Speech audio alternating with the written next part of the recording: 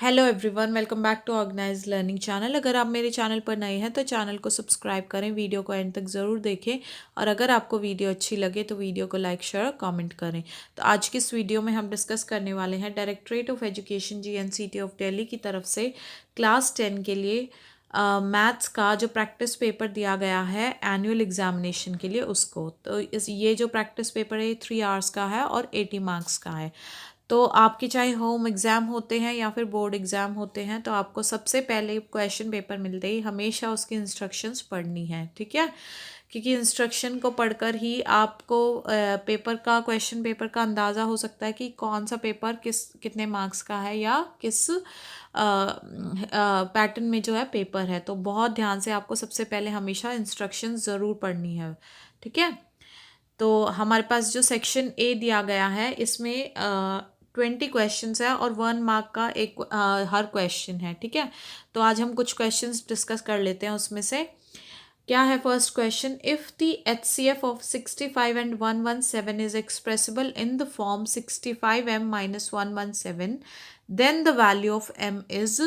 तो देखो इन्होंने बोला है कि अगर 65 और 117 जो है वो इस फॉर्म में एक्सप्रेसिबल है तो हमें m की वैल्यू फाइंड आउट करनी है, m कितना होगा हमारे पास, ठीक है। तो इसको देख लेते हैं कैसे सॉल्व करेंगे।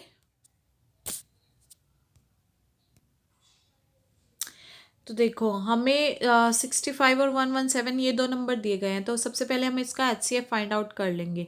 तो अभी किस फॉर्म में दिए गए, 65m माइनस 117 में ये दिया गया है, ठीक है। तो हम HCF जो है इस मेथड से अगर फाइंड आउट करते हैं तो जो बड़ा नंबर है 117 is equal to 65 into 1 plus 52, ठीक है। तो ये तब इसके इक्वल आएगा।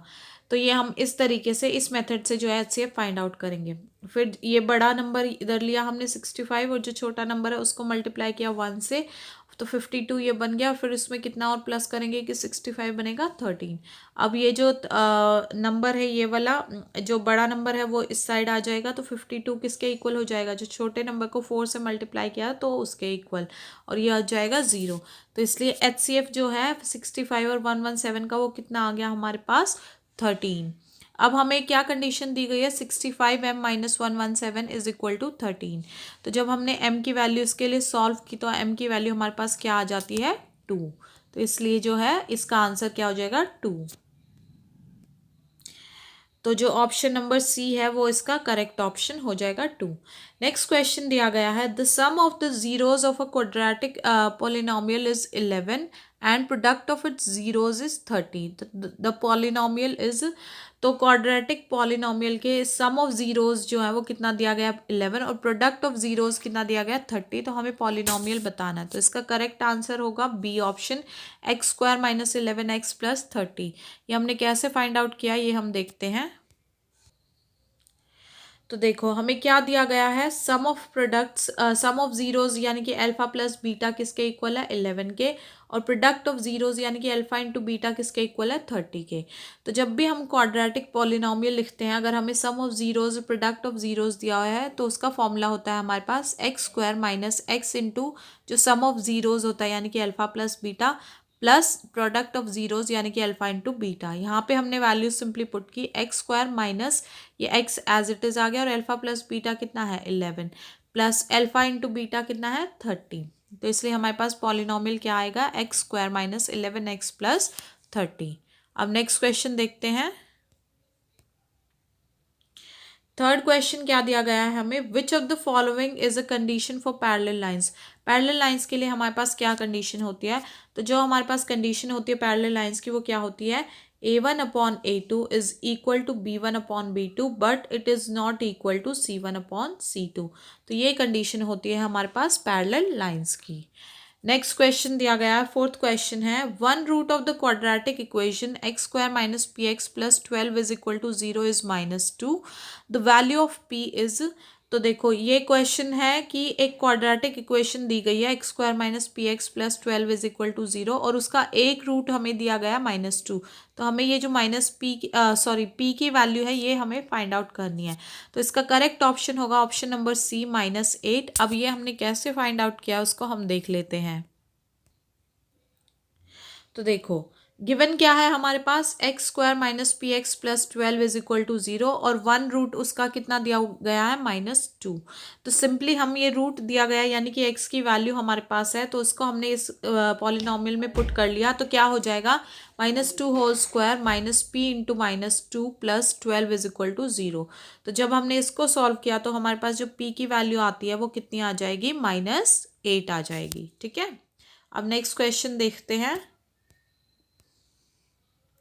तो नेक्स्ट क्वेश्चन दिया गया है हमें, which term of the AP 261, 255, 249, 243 and so on is the first negative term. ये एक एपी दी गई है, तो इसमें कौन सी टर्म होगी जो सबसे पहली नेगेटिव टर्म होगी। तो वैसे तो इसका आंसर है option number C, 45th।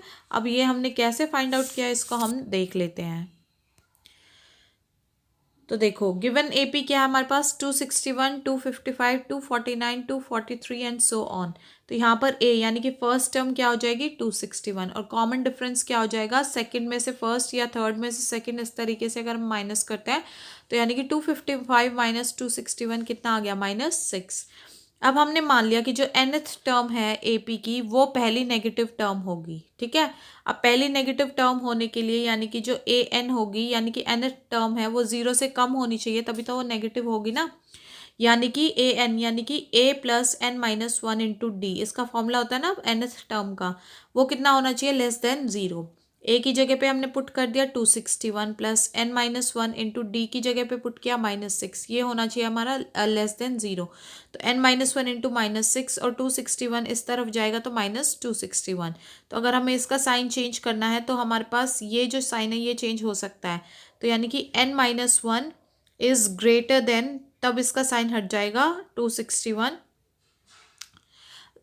Sorry जो है हमारे पास 26, इसका साइन नहीं हटेगा, ये क्या हो जाएगा, ये -6 जब इसके यहाँ पर लेकर जाएंगे तो माइनस से माइनस कैंसिल आउट हो जाएगा। तो यानी कि n-1 हमारा क्या हो जाएगा, 261/6 इससे बड़ा रहेगा। यानी कि जब इसको हमने जब ये फिर n-1 है बच गया, अब ये -1 है, जब इधर ये प्लस में जाएगा तो कितना हो जाएगा, 267/6 हो जाएगा। यानी कि जब इसको हमने सॉल्व किया या इसको हम इस फॉर्म में लिखेंगे तो ये हो जाएगा हमारा 44:3/6। तो 44:3/6 से n जो है बड़ा है, इसका मतलब इससे 44 से जस्ट बड़ी वो टर्म होगी जो कि हमारे पास फर्स्ट नेगेटिव टर्म होगी। यानी कि 44 से जस्ट बड़ा क्या नंबर, कौन सा नेचुरल नंबर होता है, 45। तो since 45 is the natural number just greater than 44:3/6, तो n इज इक्वल टू 45, यानी कि 45th टर्म जो है is the first negative term हो जाएगी हमारे पास। ठीक है, तो इसलिए 45th जो इस एपी की 45th टर्म होगी वो हमारे पास पहली नेगेटिव टर्म होगी। तो इस तरीके से इस वाले क्वेश्चन को हम सॉल्व कर सकते हैं। तो आशा है आपको ये क्वेश्चन समझ में आएंगे, ये वीडियो समझ में आई होगी। तो आप इस वीडियो को ज़्यादा से ज़्यादा शेयर करें, वीडियो को लाइक करें, कमेंट करें, चैनल को सब्सक्राइब करें, और बाकी जो क्वेश्चंस हैं उनको हम नेक्स्ट वीडियो में जो है नेक्स्ट पार्ट में डिस्कस करते हैं। तब तक के लिए आप अपनी जो तैयारी है वो बिल्कुल बहुत अच्छे से करते रहिए। All the best for your exams.